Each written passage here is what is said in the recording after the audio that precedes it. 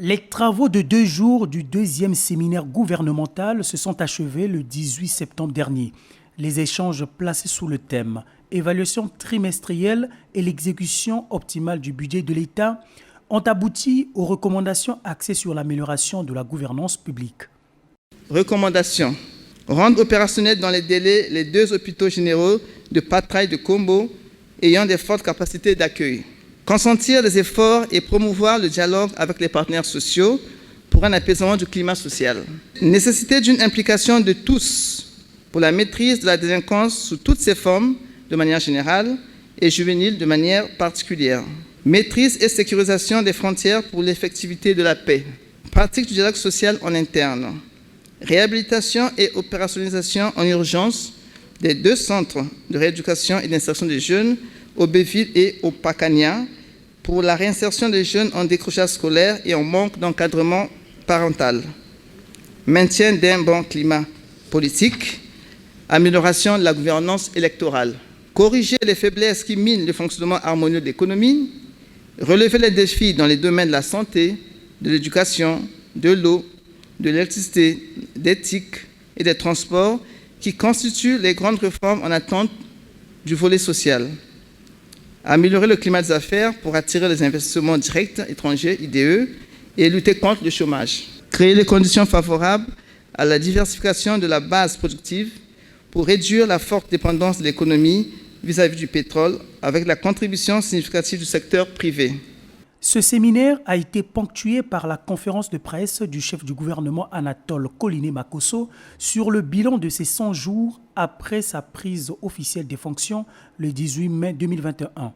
À cette occasion, les professionnels des médias nationaux et internationaux ont soulevé la problématique de desserte en eau, en électricité et la situation de l'offre des soins de santé pointée du doigt par les populations.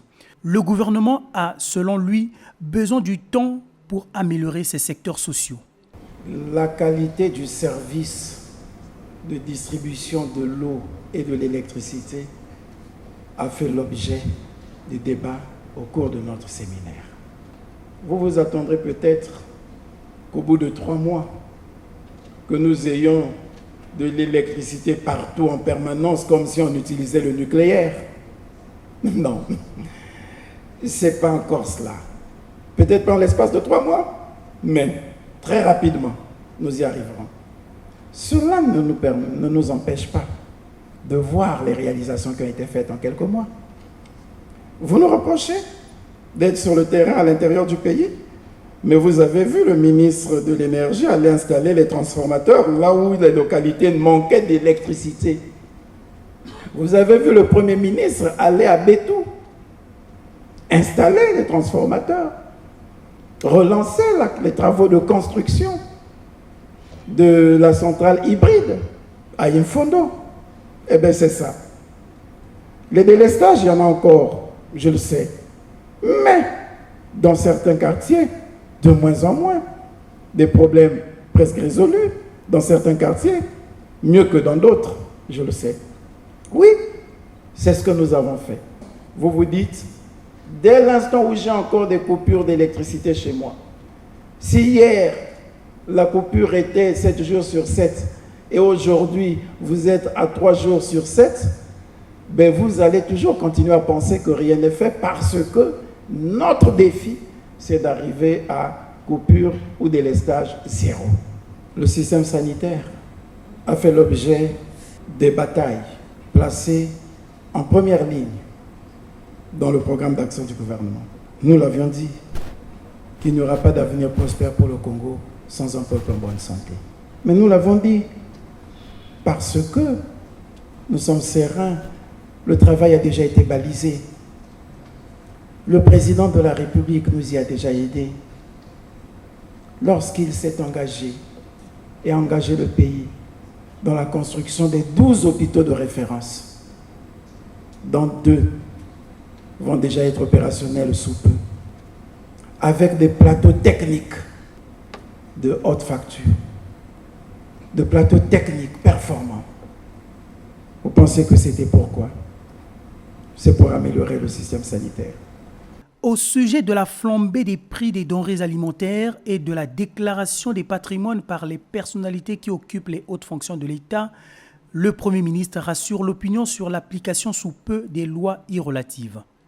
Tout le gouvernement s'est engagé et a donné acte au Premier ministre d'en faire la déclaration devant la représentation nationale. Nous avons été saisis par la Cour suprême qu'il eût été mieux d'attendre d'abord la notification et que nous avons eue, et les 3 mois, contrairement à ce que nous pensions qui devaient couvrir depuis notre prise de fonction, les 3 mois, la computabilité devrait intervenir après la notification. Soyez rassurés que c'est un engagement du gouvernement. C'est une disposition constitutionnelle que nous appliquerons. Quelqu'un a parlé du panier d'aménagère, de la flambée des prix. Oui. Nous subissons aujourd'hui le contre-coup de la fermeture et de l'arrêt des activités à travers le monde pendant la période de Covid. Vous ne pouvez peut-être pas vous en rendre compte. Le contre-coup, c'est maintenant. Dites-moi, chers amis, si les entreprises productrices à travers le monde ont passé 1 mois et demi, 2 mois sans produire, comment pouvons-nous être surpris de la rareté des produits sur le marché, tant national qu'international? Eh bien, c'est cela. C'est conjoncturel. Et nous veillons, nous travaillons pour réguler ces prix. Avant de conclure son intervention, le Premier ministre a fait écho des pistes de solutions pour relancer l'économie nationale, dont l'espoir repose sur la diversification économique et l'appui financier du Fonds monétaire international. Je terminerai mon propos avec cette politique de relance économique définie par le président de la République. Parce que c'est par là que nous devons passer. Parce qu'il nous faut rétablir les équilibres. Et pour cela, nous travaillons au rétablissement de la confiance avec nos partenaires multilatéraux, notamment avec le Fonds monétaire international. Et les discussions sont très avancées, en bonne voie. Si nous n'avons pas un accord avec le Fonds monétaire international, nous ne bénéficierons pas de la facilité large de crédit. Ça veut dire aucun autre partenaire, qu'il soit bilatéral, qu'il soit multilatéral, ne va nous accompagner dans le financement de notre économie. Et encore une fois, nous risquons de financer notre économie sur fonds propres et ça va être lourd. Ça risque de nous ramener à la situation que nous connaissons aujourd'hui. Donc ça, vous devez noter ce critère. Le deuxième critère de la relance, c'est la diversification de notre économie. Et vous le retrouvez dans le projet de société du président de la République. Diversification de l'économie. Pourquoi? Mais parce que il n'y a pas de croissance sans entreprise, je vous l'ai dit. Et pour qu'il y ait de l'entreprise, il faut qu'il y ait beaucoup de niches économiques à développer, à exploiter.